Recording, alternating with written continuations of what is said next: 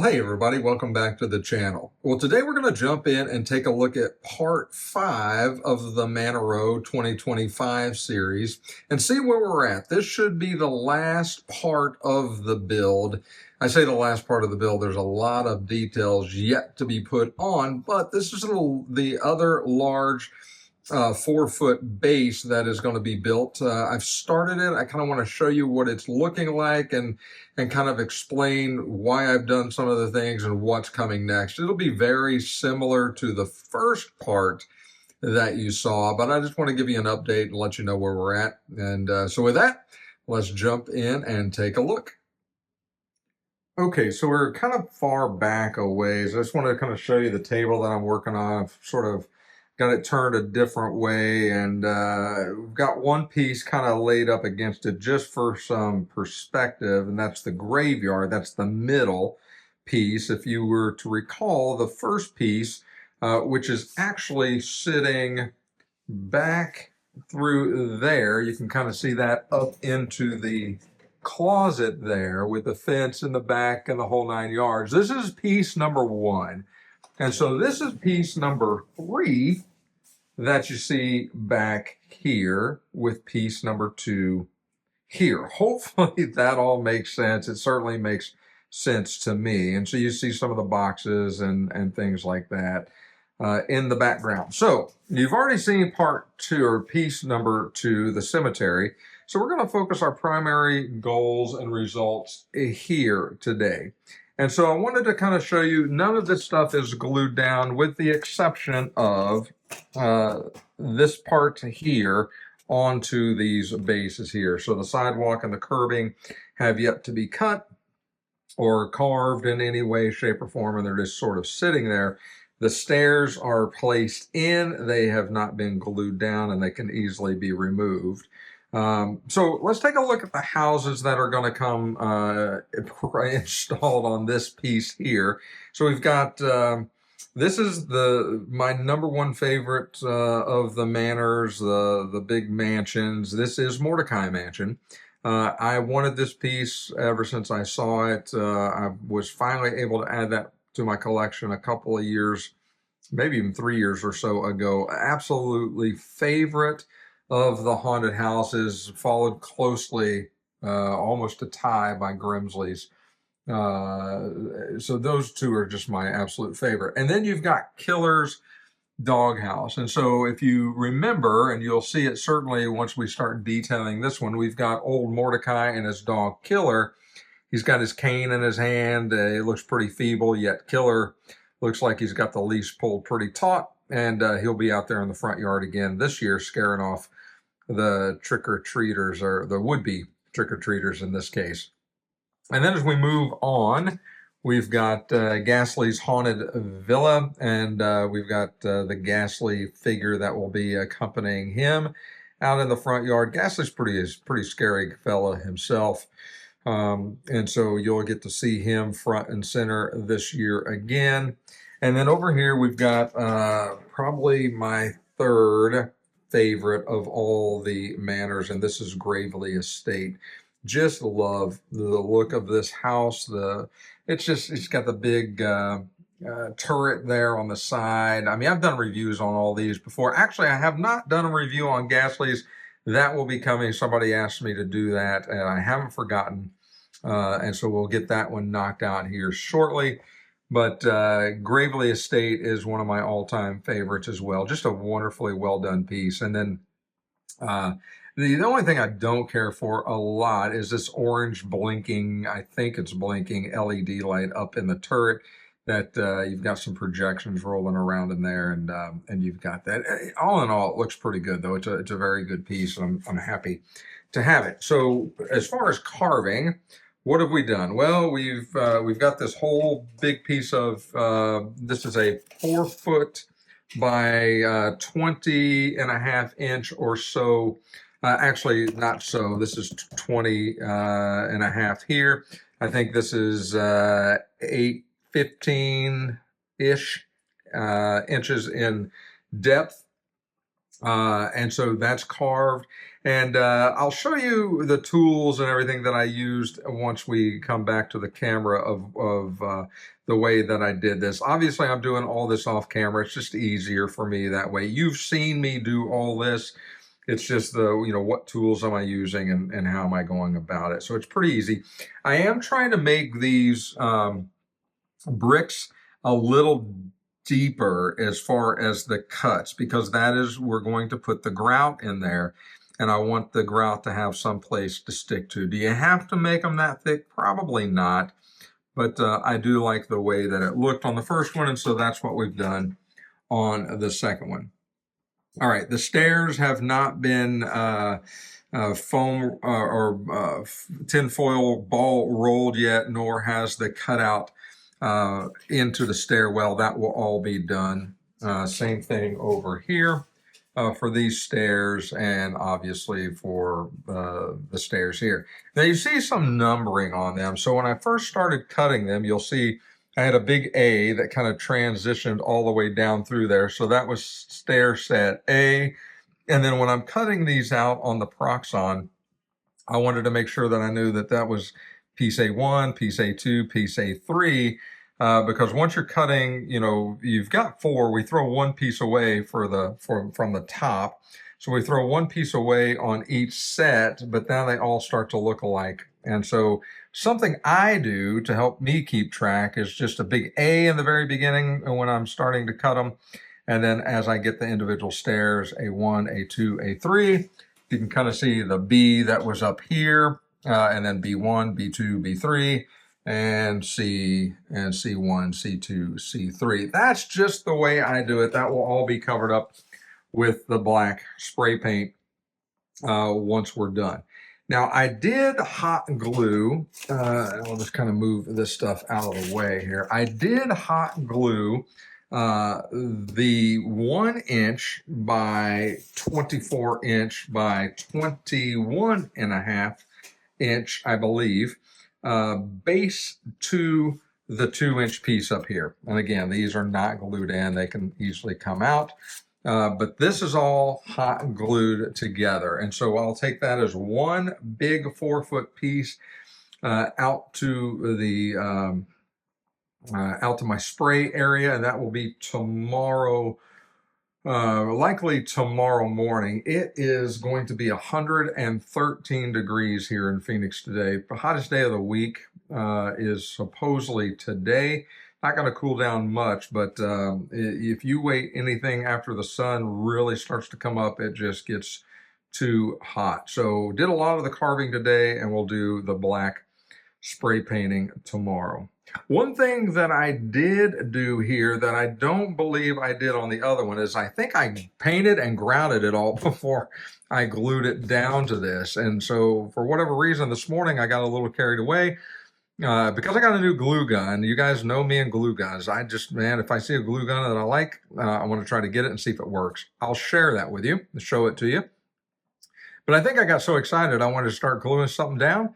And so I glued this down, and then as I'm sitting here looking at it, I'm like, man, that's going to be really hard to get the grout all down through there and then use a sponge to wipe it off. I certainly will be able to do it. I'll have to get some smaller sponges. I do have some on hand to get down into that level, and I think it'll work just fine.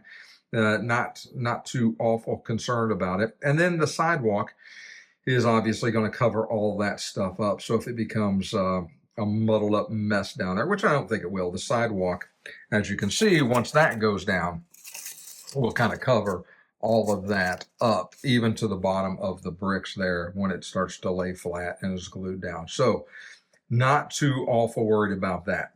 And that is really about it as far as what I've got done. Now, I did get the sides done. We got this whole thing ready to, it's all carved and ready. It is just waiting on some black paint. And then I have to take the foam, the tinfoil ball, and do the stairs and the stairwells.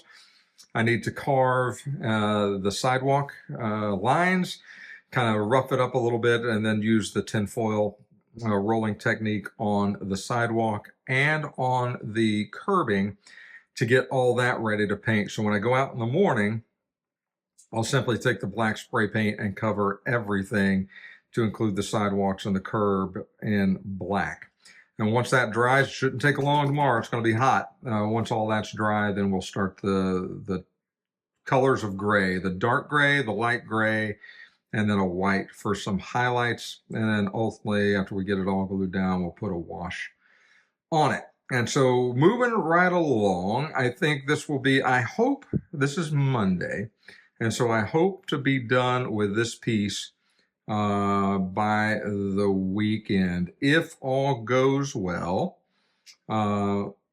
it should be hopefully, well, when I say done, I'm talking the turf down and it's sprayed and water glued mixture down to where it starts to become crunchy. Still have to build the fence. It's going to take a minute to do that. So moving along. So hey, with that, let me show you a couple of tools that I use to create this, and we'll go from there. Okay, so like all of you crafters, I get excited when I find new tools. Now, the one I'm going to show you first is not a new tool. I've used that quite a bit. It's the wood carving engraver. This is it. This is what it looks like. It's got an adapter, not really an adapter, but a on and off switch with heat control down here. So you can go incredibly hot all the way down to not hot at all, or simply turn it off when it's not in use. And I got this at Hobby Lobby. It comes with different tools, different tips that you can put on this. There's a whole little case that it comes with, but I find this quite honestly better to do the engraving of the brickwork. One, I can hold it like a pencil. It's incredibly comfortable with this rubber grip here. I can hold it like a pencil and do very fine lines. I don't trace any of those lines. I just simply cut along as I see fit. And I adjust the temperature to get the proper depth that I want. So I love this tool for doing that. Honestly, guys, I swear by the Hot Wire Foam Factory tools. They're amazing. You can't get anything better or a better quality. So I'm not knocking those tools at all. And they do have an engraving tool there as well. But this one, in my opinion, works better. And you can pick these up at Michael's or Hobby Lobby. I've seen them at both. I think the whole little pack comes with a little hard plastic case and some different tips. Will set you back probably about $25, I believe. And especially if you get it on sale, maybe at Michael's. I think at Hobby Lobby, it's one of those your price or whatever those red and yellow tickets are where it never goes on sale. But worth its weight in gold. This is what I use for all of my brick carving, and I've done that for the last couple of years. Love this tool. And then you guys know, or if you don't know, I'm about to tell you, I am a hot glue gun enthusiast. Once I had a SureBonder and it stopped working, I spent every moment trying to find the top-notch glue gun. I got a couple of the Ryobis, the battery-operated cordless hot glue guns, and they're good. They're not great. They get the job done. They do come with some extra tips, and it's sometimes they're very frustrating, and sometimes they work great. You just don't know what you're going to get out of them, unfortunately. I do like them, and I'm glad that I have them in my collection. But we were walking through Michael's just a couple of days ago, seeing what they had out for Halloween. Kind of toured the whole store and went back to the hot glue gun section and started looking around, and I saw a new hot glue gun. It's made by Ashley, which is one of the manufacturers from Michael's, or Ashland, I suppose. And so let me kind of pick this up without trying to break it. This is it. This is a professional. Look how huge this thing is. This is a professional, it says, hot glue gun. And so this was going to set you back $50. I think $47. However, because Joann's went out of business, at least my wife got an email saying if you sign up with your email for Michael's, which we're already a part of through Joann's, we'll give you a 50% discount on one item. Excuse me. So we got this for 50% off. I wasn't sure how it was going to work, and I will tell you, it works incredibly well. I'm so pleased with it so far. It's what I used to glue all that down this morning, and I'm pretty happy with it. Here's the cool part. Comes with this metal stand, and then this is a magnet. So you got these magnets on the bottom that kind of click to that stand, and it kind of sits there. And so you've got a little drip tray that it'll sit in the front, little rubber drip tray. This is a I'm just going to take it off this, 3 settings. So you've got, let me get it up there where you can see, you've got, I've got it on the highest setting, you've got a medium setting, and then you've got a low setting. So you've got 3 different settings on this glue gun. It's got a very ergonomic trigger. It actually works pretty well. And it comes with a kickstand, so if you don't want to use the stand, you simply just put it on the ground like that, and it sits just fine on this kickstand. It comes with different tips. Look at this tip here, if I can get that to maybe focus a little bit better. But you can see how wide that is. I chose that because I wanted to dump out a lot of glue to glue the base down to the 2-inch base down to the 1-inch base. Let it heat up on medium. Gave it a couple squeezes, saw it coming out pretty slow. It went to high just to let it get a little hotter. And when I did a full squeeze, I was very impressed with the amount of glue that came out. Quite honestly, I mean, it poured out of this thing. And then I just kept squeezing. Now, it goes through glue sticks with this big tip like nobody's business. So I went through, this is a pretty large one here that I put in at the last minute. I went through some smaller ones. I went through, I think, 3 or so of those pretty quick, but it dumped out a ton of glue. This thing works incredibly well. Something else you get with it is a couple of extra tips, nozzles. You get, this is the one that it comes installed on it in the beginning. It's just a normal standard nozzle. And then you get one that is more suited toward very fine detailed work. So when you're putting on that curb, for example, this is a great tip to use. So I'm pretty excited to be able to try those. So if you're in the mood or in the look for a new hot glue gun, maybe give the Ashland a try and see what you think. I've only used it once, so buyer beware. But I'm pretty pleased with it so far. It blew the Ryobi out of the water initially with as much glue as it was dumping out this morning.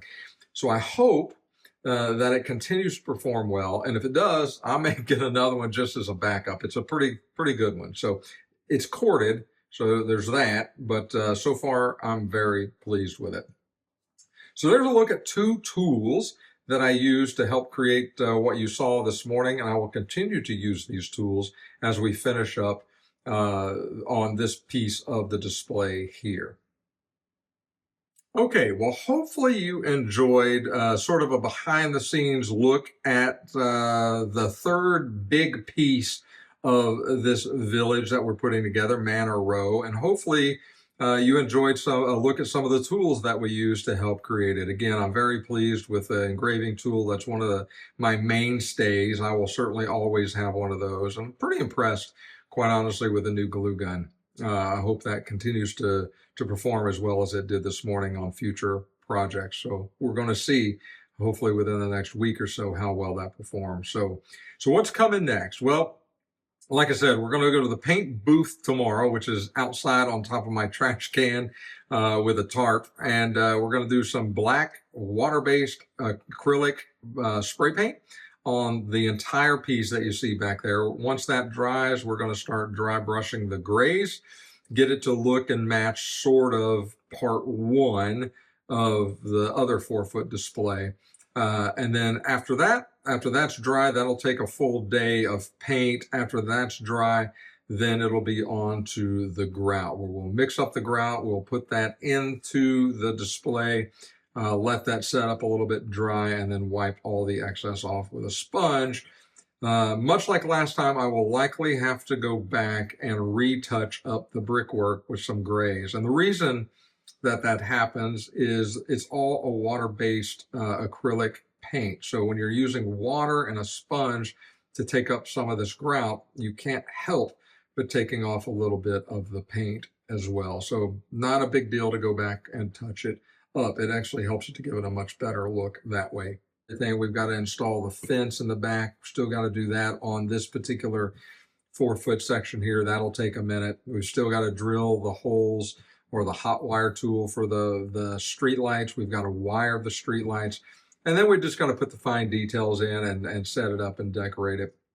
But it is moving in the right direction. So that's what's coming next. So, hey, like always, if you've enjoyed part 5 of this Manor Row video, make sure you click the like button. And if you haven't subscribed to the channel, please consider doing so.